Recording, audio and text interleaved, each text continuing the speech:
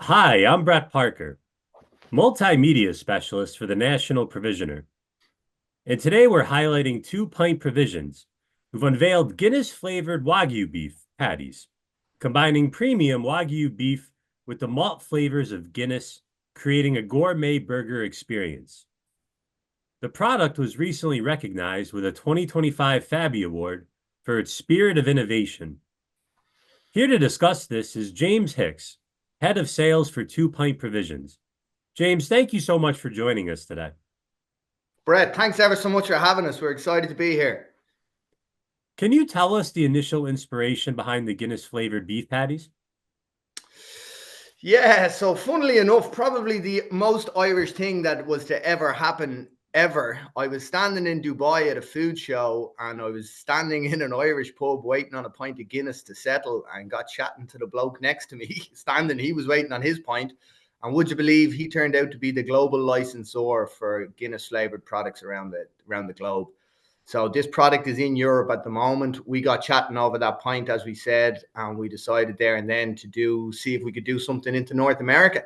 So that was a conversation about 4, maybe 5 years ago, just before maybe or after COVID. It was one of them. And here we are today. We've launched in America. We're here about 12 months and we're banging the drum as best we can. What is the hardest part about crafting a beer flavored meat product? To be honest, for us, it's respecting the brand Guinness. Like it's such a long established, it has so much brand equity, and it's something. Being Irish, it's something that we really want to respect. Like this is not a gimmicky brand. This is not arrived yesterday and it's going to be out today. Has a long legacy around it, and it's very important for us that we capture the essence of the brand and that anything that we bring to market absolutely respects that whole legacy that Guinness bring to the table. So it's we think we're on a winner with the Wagyu. We're trying to be in that super premium space. So with Guinness, Wagyu, and the next, the kind of upper echelons of that category. So we're super excited by the product, and yeah, here we are today. Well, I wanted to congratulate your company on its FABI Award win. I wanted to know what the award means to you and if your company has like specific principles of innovation it employs when it comes to crafting a product. Yeah, we bounced around all over the spectrum. The truth be told, Brett, we probably did 6 months of MPD. If I've had one of these burgers as a tasting, I've probably had 5,000 at this point. Again, we were very much wanted to respect the brand and the legacy of that brand. So we looked at just commodity beef, trying to hit a price point, and we kind of bounced around. More salt, more fat, less fat, Angus products, Wagyu products. So it's been a real roller coaster of MPD. But as I said, I think we've hit the nail on the head with our current recipe and what we're bringing to market. So yeah, we're excited by the prospect. What do you think makes Wagyu meat so distinct compared to similar meats on the market? Well, as I'm sure you know, like the genetic comes out of Japan, and the history is genetic. Now, this is just a very broad history. Essentially, what the Japanese were doing was they were using these Wagyu animals to plant rice paddies. And so rice paddies is all underwater. So these animals are worked really hard. Hmm.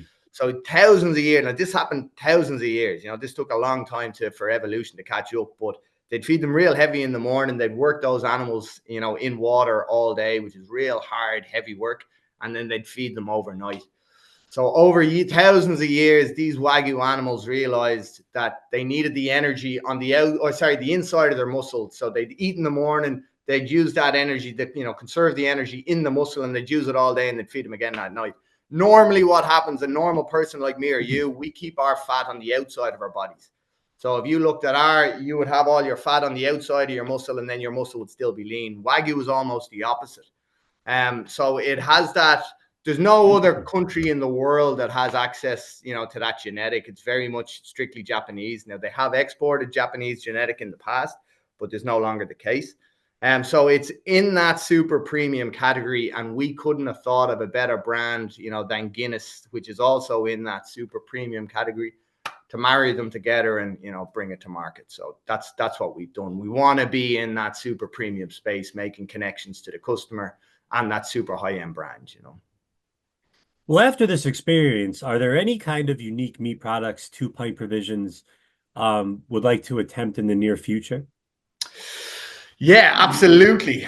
With Guinness being such a recognized brand, we feel that there's several different items that are going to be relevant, particularly to this market being in America.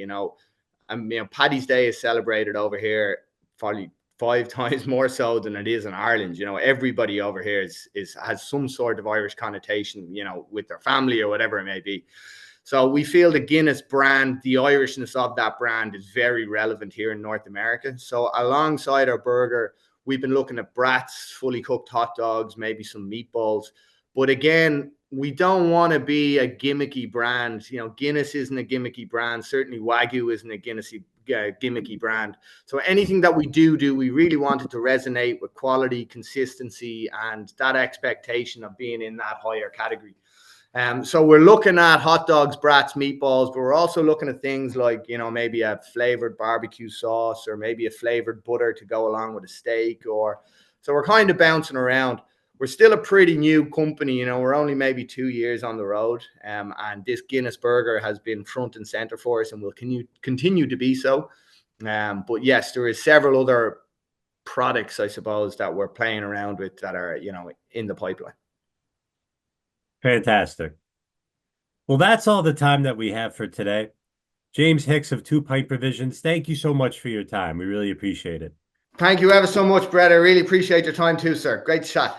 And congratulations again on the FABI Award win. Thank you ever so much. We're delighted with the win. It's just a bit of a recognition from our peers in the industry to say that we're on the right path. The product is great. We're hugely excited by it. Now the next trick is just to kind of stick a rocket up it and send it to the next point. Absolutely. Well, good luck with that. You're very kind. Thank you, sir. And thank you all for watching. Cheers, guys.